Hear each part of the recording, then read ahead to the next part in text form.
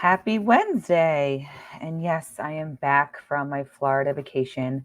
This is going to be a week delayed, so I am back, about a week and a half now.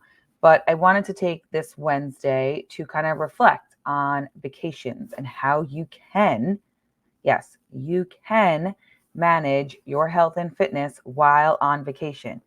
And there is a broad range of how you can manage your health and fitness while on vacation. Today, I'm going to go over my specific choices for this trip and how you guys can possibly use some of these tools and tricks and just what I did for vacations coming up in the summer. Right? Everyone's biggest gripe with getting nutrition coaching or, investing in themselves over summer is that they're just too busy or they're traveling. And I guess I'll just be blunt like always. That's bullshit, right? There is just no way that you are traveling every day, nor are you at a barbecue every day, right? Even the world's busiest person, the most the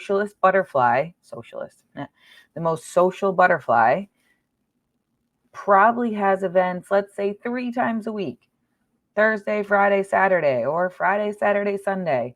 Most people are still pretty normal Monday through Thursday over the summer. Yes, you may have random things on a Tuesday night, like volleyball, where you want to drink or whatnot, but you also don't have something every single Sunday. So there is still so much room for growth over the summer. It's just that we don't want to sacrifice. So we use it as an excuse of being busy. So, as you guys know, I'm obviously with child. So, booze was off the table for this trip. Yes, that takes a lot of calories out of my possibility menu, right? But even with that being said, there are ways to navigate with drinking. I'm going to use my husband a lot as an example on this podcast because he is technically in a cut and he also did drink, but we'll talk about how that went. So when I first, so for, for people that don't know, we went down to West Palm Beach on a Friday morning, early AF, right? Our flight was 6 a.m. So we were up at 4:30 in the morning, nothing normal here. And we came home on Monday. We landed about 4 p.m. So full day Friday, full day Saturday, full day Sunday, half day Monday. I did not order any food. I did not bring any food with me. I brought snacks for the plane ride, and that was about it. We were staying in a townhouse with a kitchen with our in laws. So I knew that that was a good possibility to buy food and control more of the meals. If you are staying in a hotel, call ahead. Ask if they have a mini fridge or a microwave. And if they don't, can you pay a little bit extra to get them? Most hotels now have a mini fridge. It's almost like a given.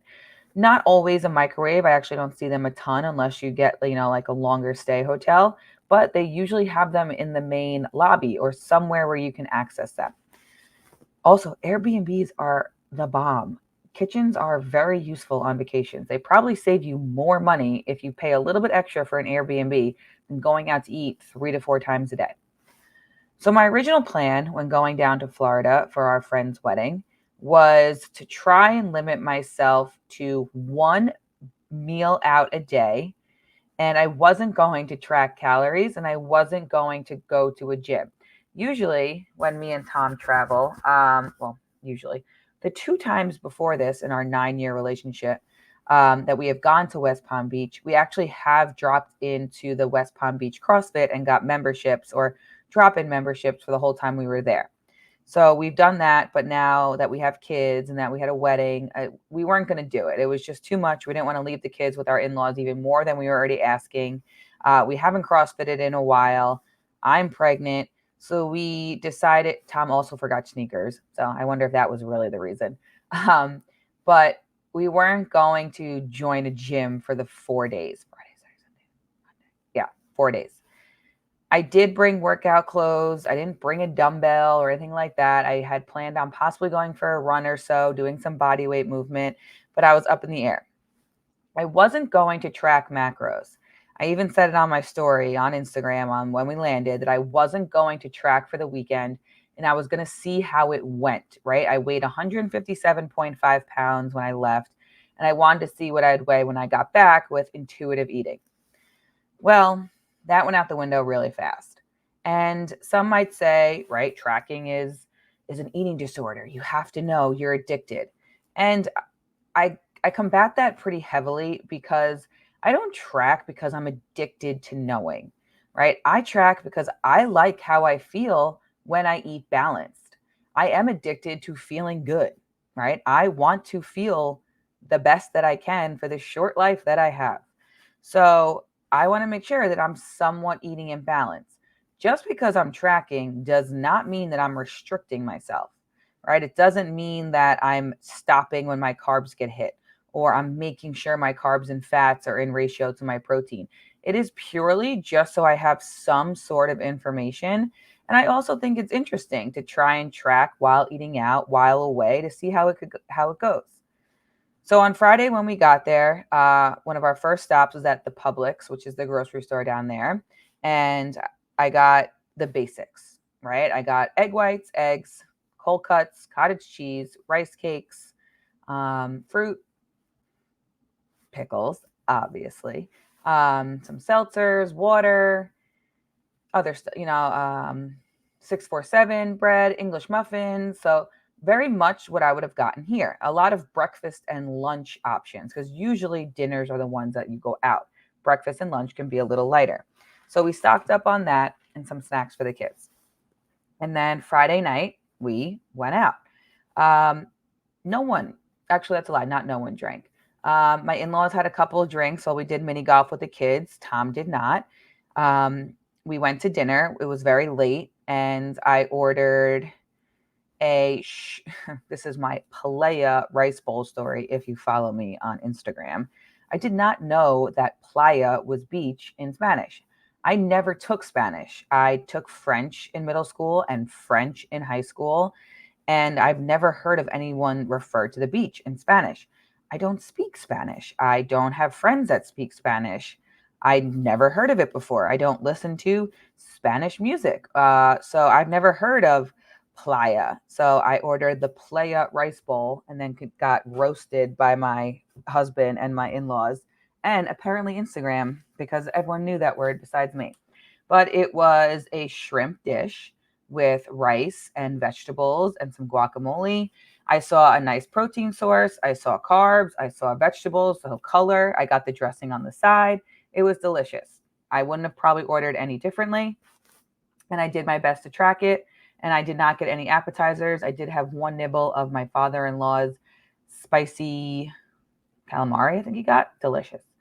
And then it was too late to get ice cream, but if we were going to, I 1000% would have. Instead, I came home and I made a cottage cheese sugar-free Jello bowl. Yeah, not as exciting, but craved my sweet tooth and it worked. So Friday was pretty good, right? Had my lunch, had some snacks on the plane, and then had my dinner. I hit over 10,000 steps just due to the day itself, but I did not work out. Saturday morning, we wake up, we go out and about to, that's when we went to the Turtle Lagoon.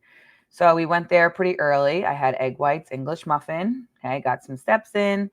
Then we love acai bowls because when me and Tom used to go down kid free, our routine was always CrossFit in the morning. Then we would get coffee and acai bowls and sit on the intercoastal, and it was just great. I mean, we have acai bowls here. We literally have them in our town. It's not like they are some fancy thing that we can only get down in West Palm Beach, but for some reason they just taste a little bit sweeter there. And I never get them here just because it is a very carb heavy meal with zero protein really. So we got acai bowls after we went to the turtle, not restoration. They don't restore the turtles. They help them when they get hurt, whatever word that might be. And it was delicious. I got a mango one. And yes, it was called Playa Bowls, aka Playa Bowls, theme of the weekend. Did the best I could to track that. Came home and had a bunch of cold cuts on English muffins and rice cakes. Yada, yada, yada. Saturday, what did we do for dinner Saturday? I don't remember. Oh, Saturday. Oh, my goodness. my in-laws watched our children. We went to the hotel that all Tom's friends were staying at, and we brought Rory and to hang out, and then we were going to go to dinner with them. So dinner was supposed to be at 7 o'clock, but when we got to the hotel pool, they told us they couldn't get a reservation until 8:30. I almost died. These people did not have kids with them, and 8:30 was a normal dinner time for them, and oh my God, I almost started crying. But I tried to be the cool wife. Oh, 8:30, no big deal at all. Like, that's just when I go to bed. But I powered through. I've never met Tom's work friends before. They were really, really nice. And I don't love a lot of people. So I powered through. This is when Tom decided to have some drinks. I mean, his friends, it took him about 3.2 seconds to decide. He has been almost completely sober since January. It's been so impressive. But he doesn't really hang out with these guys a lot. We're in a beautiful pool in Jupiter. He wanted a frozen drink, and it was, you know what? He made his choice. He ate good. He's been crushing this cut. And this is where he decided to have some drinks. So obviously I was sober, playing with Rory. Rory had a Shirley Temple. I was hanging out in the pool. Tom was drinking. And then we went home and got ready for dinner. We went out to a pretty nice restaurant that night. And once again, I'm not drinking, so therefore I indulge a little bit more on the food. I got listen to this. It was a sriracha chicken, goat cheese, apple flatbread. So there was chicken on the flatbread. Oh, naan bread, really. It was on naan bread. Sriracha chicken, caramelized, pickled red onions, goat cheese. I love goat cheese. Apples as an appetizer. This thing probably could have been a meal for most people. When it came in front of me, I was like, oh, wow, like this is huge. Oh, I shouldn't have ordered this. I ate the whole damn thing. Took down the whole thing. Tom had one bite. It was so good. And then I got what I thought, right, was a lighter dinner option because I had a pretty hefty appetizer. So me and Tom actually both got 2 fish tacos. 2 tacos for me ever is a small order. And we got a mango coleslaw on the side instead of fries. Now, when the fries came for our other friend, I did regret it for a second. And I looked at Tom. He was like, you had the whole naan bread. And I was like, you're right. I don't need the fries. I probably would feel yucky. The mango coleslaw with the fish tacos was perfect. I didn't walk out of there feeling gross. It was awesome. Now, no one ordered dessert. And not going to lie, if people started to, I probably would have, but it was also getting very late. So it was kind of easy for me to rather go to bed than have dessert. Also, true transparency here. I 1000% looked up ice cream places that were open, but it was too late and they were all closed. So I went to bed. I do believe I had like some M&Ms before I went to bed or another Jello bowl. Logged all of this. I was over, if I look at my phone, on the Friday, I'm pretty sure I went over. So that was June 1st. No, when was Friday? 31st. So on the 31st, I ate around 2,200 calories. Now, obviously there is things that I am missing because you don't know exactly what they are eating. But like I had some nibbles on Friday of my kids' mac and cheese. I tried to log that. I had a lot of grapes. I did the best I could to find stuff that matched. And I was under on protein, but over on carbs and fats. Not surprised. And under on protein, I still ate 130 grams. So pretty close to body weight. Then on Saturday, I ate around 2,000 calories, right? I very much controlled my breakfast. I controlled my lunch. And then that's when I had the big dinner. That's not right. I went the wrong way. There you go. So that's a lie. On Saturday, I had 2,400 calories. Sorry. With a controlled breakfast, right, of only 360 calories, a controlled lunch, right, made at home in the townhouse, and then dinner with an acai bowl. So I guess I ate out twice that day, acai bowl and the dinner, but nothing too wild, right? If I'm aiming for 2,200 calories a day, I ate 24. I hit every macro. Proud of myself. The fact that I still got 170 grams of protein in, pretty impressive, right? That's awesome.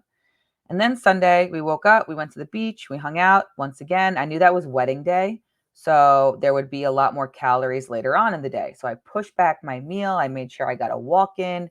I hit 10,000 steps Sunday, Saturday, and Friday with 2 purposeful walks while I was on a sales call.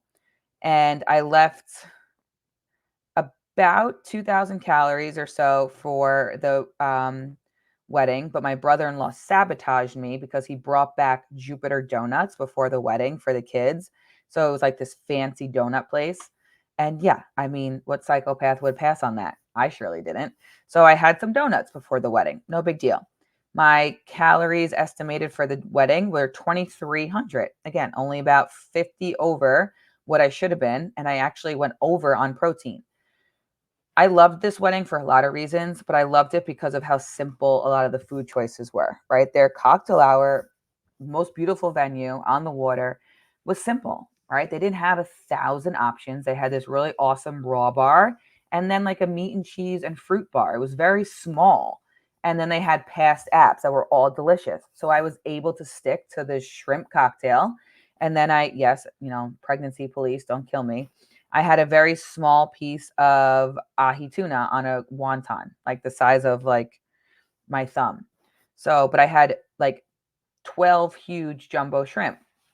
Got my protein in there, nothing greasy, nothing fatty, nothing carb at the cocktail hour. That was awesome. Then, obviously, again, I wasn't drinking at the wedding, so that was easy. Tom decided to drink again. I did have a mocktail or two, but it was just like pineapple and seltzer. And then their dinner also wasn't an option. It was surf and turf, and that was it. It was a pretty small fillet. They also had grouper with some asparagus and fingerling potatoes. So no choices there. Nice hefty portion of protein. The fillet was about 3 ounces. Grouper was about 4. Licked the plate clean. Beautiful.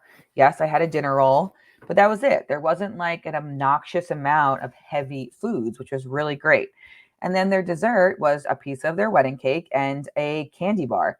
And luckily, this candy bar was mostly like throwback candies, which was so cute. They had like baseball chew and pop rocks and pixie sticks and all that stuff.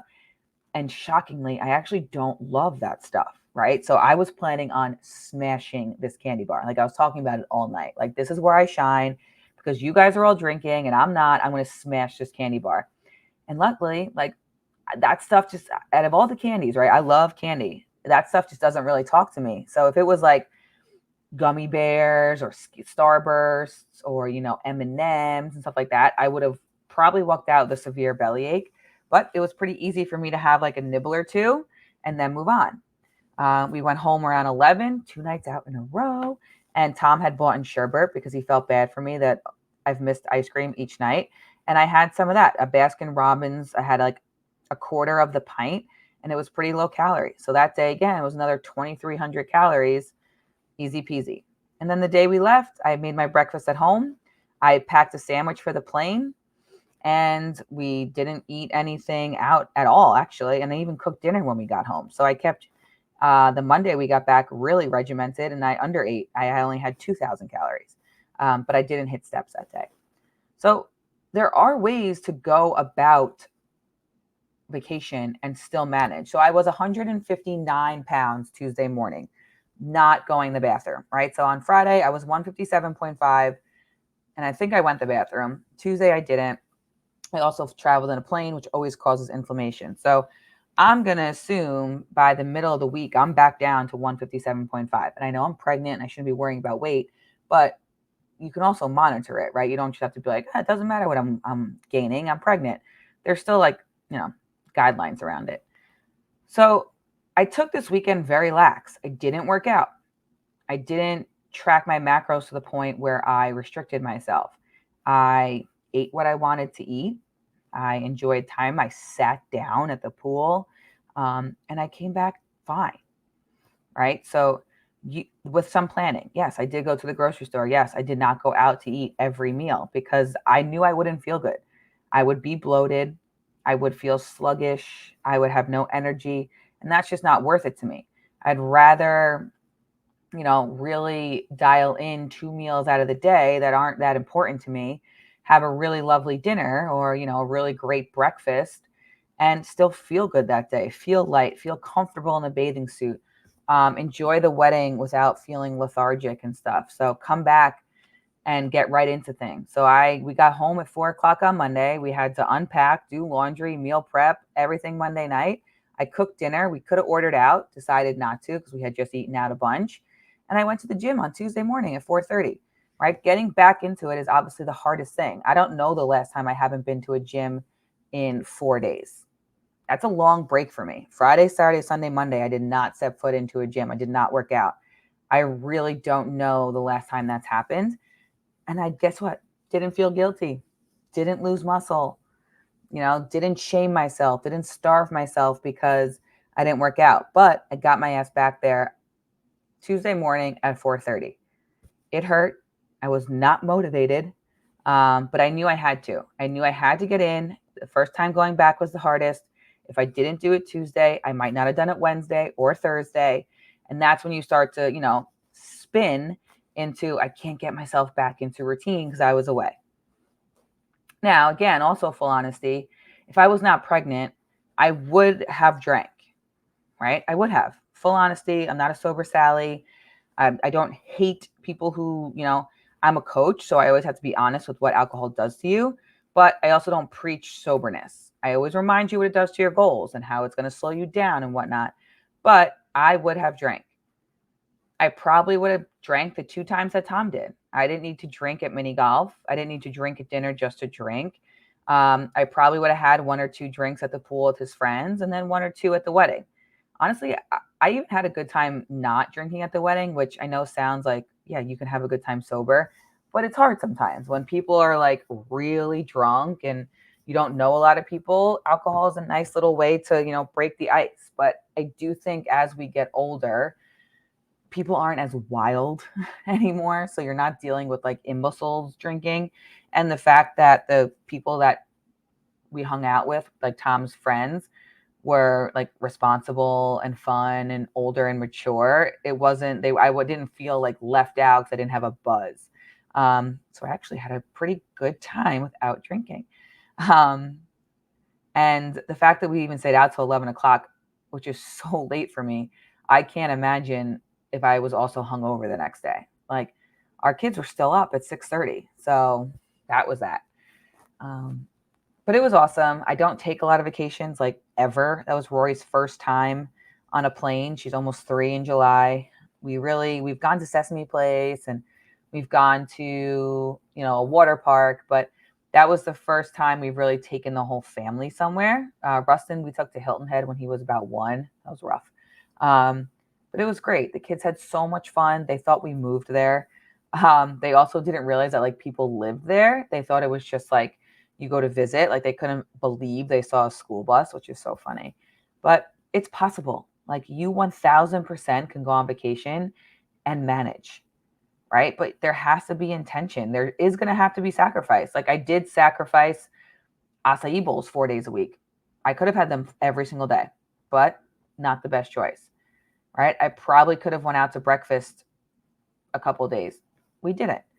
Right. So, and I still had the best time. I didn't come home and I'm not regretting not getting another acai bowl because guess what? There's one up the street if I really want it.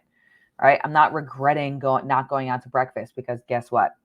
I could probably get the same thing here if I needed to. So it was more about the memories, feeling good, feeling confident, even though my belly is large and in charge.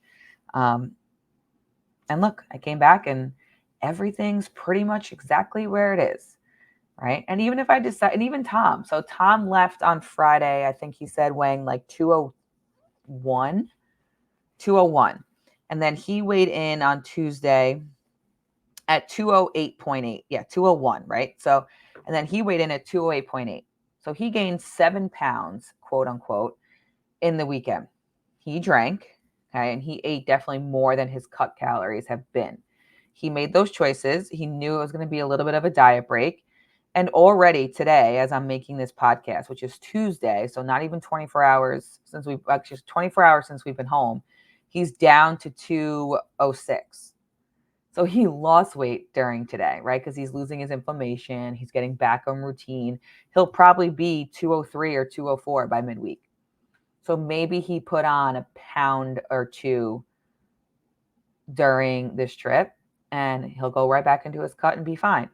But he made memories. He had a good time. He decided to drink over, eating breakfast and lunch out. He got a lot of steps carrying kids and he had a good time. So there are 1,000% ways to handle this. Again, there just has to be intention. There has to be choice. There's always going to have to be sacrifice. And that's that. So if you have a vacation coming, there is no need to fret. There's no need to try and starve yourself. There is no need to quit coaching because you have vacations coming up, right? If anything, this is when we need to be dialed in and figure stuff out and plan ahead of time. And guess what? I ordered groceries on the flight home. We meal prepped when we got back. We didn't just sit down and veg out. We got back into business, right? Like I walked in the door and the show was on. Vacation was over and we were meal prepping, doing laundry and getting ready, right? But that's what makes us a little bit different and consistent. So if you have a vacation over the summer, if you're traveling, that is not a reason to not focus on your health and fitness. They can both happen successfully. You can make memories while being healthy, while feeling more confident in your bathing suit. And if you need help, guess who's here, right? For some reason, we ask for guidance in so many aspects of our life, minus the most important one, our actual life. Right? I say this all the time. We get people to help us with our hair because we're not great at it. We get people to do our nails because we're not great at it. We get people to manage our money because we're not great at it. We get people to cut our grass because we're not great at it. But for some reason, we try and take on all the craziness of the health and fitness world by ourselves. Doesn't make sense. Reach out, get help. Doesn't show that you're weak, right? It shows that you have priorities and that you're invested in yourself. But that is that. And I had the best time. And again, coaching, when is this coming out? So our summer accountability group just opened. So if you are listening to this, it opened on Monday and it is Wednesday. We are only taking 24 people. And honestly, we might even be closed by now. So I apologize if we are. It is a group for people who already know macros, who are already working out. It is not for newbies. It is purely a group chat of accountability led by our two assistant coaches, Steff and Kailee. And they are just going to kind of keep you in check as the barbecues, as the trips come up. But it is a great option. You're going to get macros, you're going to get workouts, you're going to get, a group chat where you can check in and get help. But it is only if you know what you're doing. It is not education. We are not teaching you how to meal prep. We are not teaching you how to work out. We're not watching your workout videos. Okay. But it is a great option if you want to just kind of stay balanced over July and August, and then really maybe dive into coaching in September to hit the ground running. So that opened on Monday. It may or may not still be open. I kind of hope it's not. But if it is, grab those spots. We do have to kind of interview you a little bit to make sure you do know what you're doing. But yeah, you can find that on my Instagram. I will also put the link in this podcast. And that is that for today. So off I go to soccer, our last spring session. And by we, I mean my kids. I don't play any. Well, I do play, I guess. Have an awesome day. Keep showing up and live A minus.